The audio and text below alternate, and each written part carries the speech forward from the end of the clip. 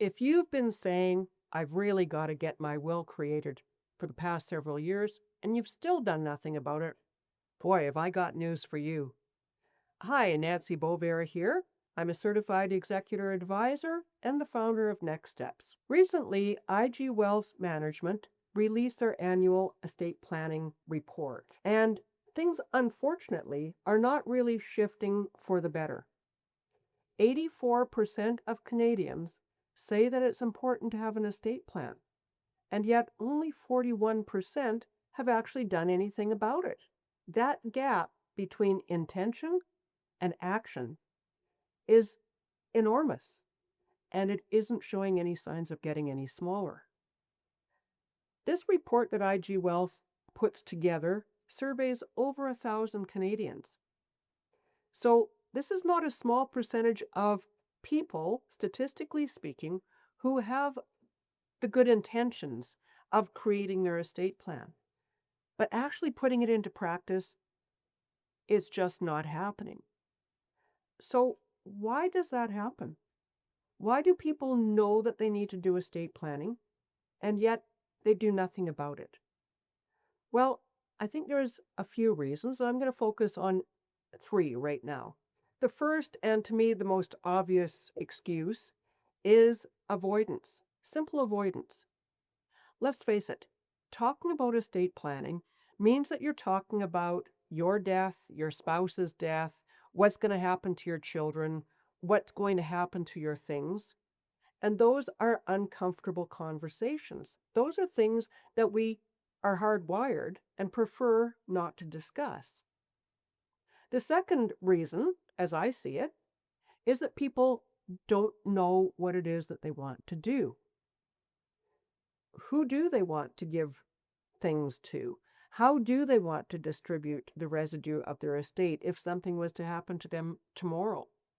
Who do they want to be guardians for their children if they weren't able to take care of their children or if they weren't here any longer? And would those guardians be willing to take on that responsibility? And the third reason, I believe, is people don't know where to start. They know that they need to do this, but they have no idea about where to start and how to proceed with their estate planning. Well, as a certified executor advisor, I've created a bunch of tools just for this. They're not intimidating. You're not sitting in front of anything. They're all tools that you use yourself in the privacy of your home. And I'll put a link in the description box. You can hop over and see which of those tools would help you in your current circumstances. But the thing about not knowing where to start is that a lot of people actually confuse what estate planning actually is. Most people think that if they have a will, they've done their estate planning. In reality, the will is one piece of the estate plan. The thing to remember is that a will is an incredibly important document because it will name who's going to be a guardian for your children if you have minor or dependent children after you pass away. It also talks about how to deal with your debts and your assets and how to distribute those items and assets to your beneficiaries. But that's only one part. Many people miss the whole potential incapacity part of the estate plan. If you were in a serious accident or suddenly took sick or had a stroke or a heart attack and you were unable any longer to act on your own behalf, if you became incapacitated, how do your bills get paid?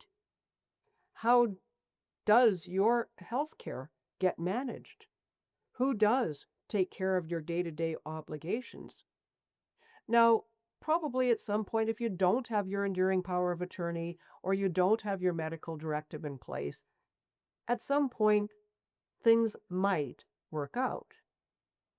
But you're creating an awful lot of obstacles and a lot of cost and a lot of pain for the people who will be making those decisions. Don't make your loved ones have to petition the courts for the right to make decisions. And just because you're married Don't think that automatically you're going to be able to make all those decisions. Some financial institutions, without that power of attorney document, especially if there are accounts that maybe aren't joint, you could end up with a really difficult row to hoe. So, an actual estate plan is those, I call it the three-legged stool. You need your enduring power of attorney and your medical directive in case of incapacity, and then the will directs your final wishes. I want to leave you with this thought. A lot of people do think that to do their estate planning, it starts with an appointment at a lawyer's office. That is far from true. You need to do a lot of planning in order to show up prepared for that meeting with the lawyer.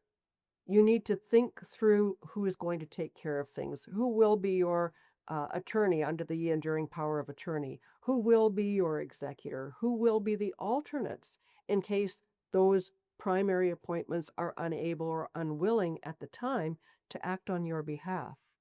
What assets do you have? What debts do you have? And don't forget about your digital life. That has to be recorded somewhere as well. That has to be able to be accessible to your executor when the time comes when you do pass away, or certainly to your attorney under the power of attorney if you become incapacitated. I've got an article over on my website that goes into a bit more detail about this. Hop over and check it out. And while you're there, as I say, check out those estate planning tools. They're very straightforward, they're jurisdiction specific. So, regardless of where you live in Canada, you will find out the answers for what you need in your specific jurisdiction. As always, thanks for joining me. I look forward to sharing more with you next time. Bye for now.